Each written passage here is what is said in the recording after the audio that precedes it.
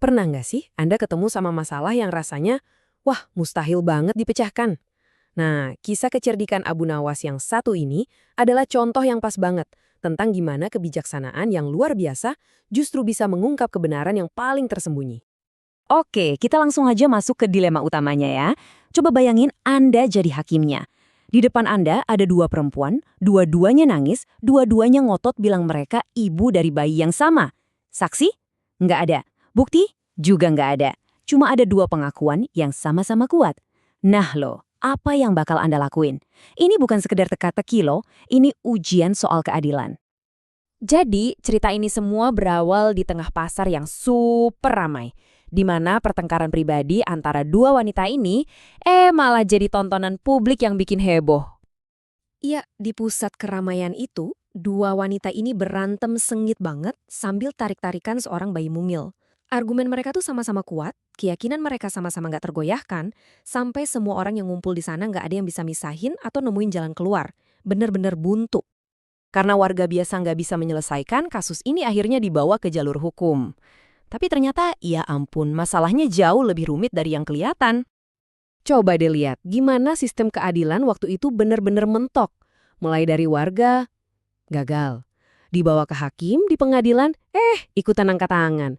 Akhirnya, kasus ini sampai di hadapan raja sendiri. Tapi, bujukan sang raja pun sama sekali nggak membuahkan hasil. Dua-duanya tetap kekeh. Bayangin, seluruh kerajaan kayak lumpuh cuma gara-gara satu sengketa ini. Nah, di puncak keputusaan, pas semua harapan kayaknya udah hilang, Raja ingat sama satu nama. Seseorang yang reputasinya emang terkenal jago mecahin teka-teki paling rumit sekalipun. Harapan terakhir kerajaan, ya, Abu Nawas.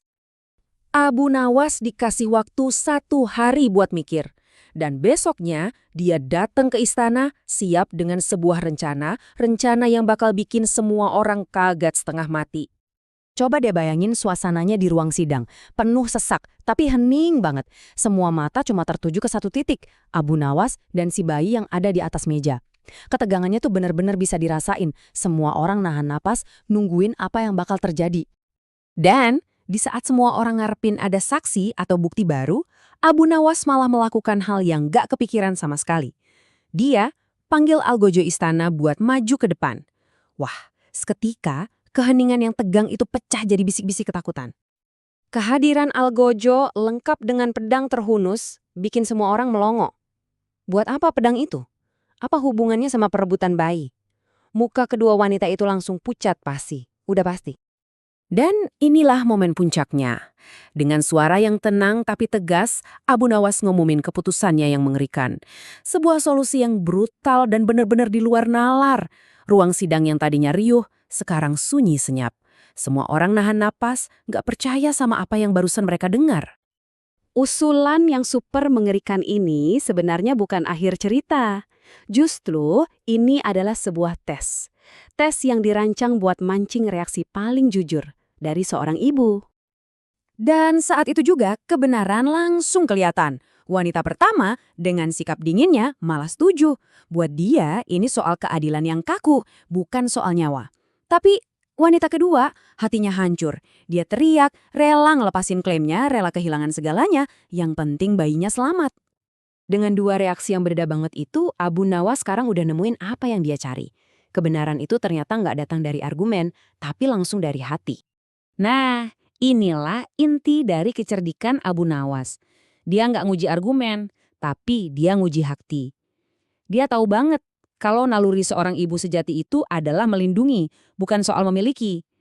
Wanita kedua tadi membuktikannya. Dia lebih milih kehilangan anaknya daripada ngelihat anaknya celaka. Itulah yang namanya cinta sejati.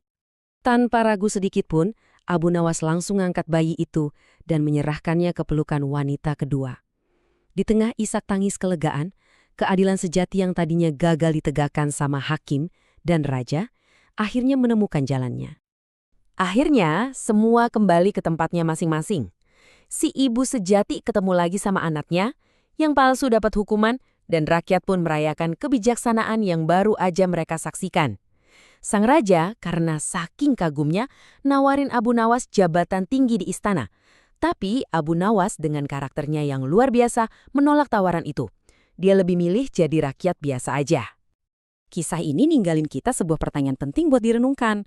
Ketika logika dan bukti-bukti formal udah nggak cukup, Abu Nawas nunjukin kalau kebenaran itu seringnya bersembunyi di dalam hati nurani. Jadi, ini bikin kita bertanya-tanya juga, dalam hidup kita sendiri, mana sih yang lebih sering kita andalkan buat mencari kebenaran? Logika atau hati nurani?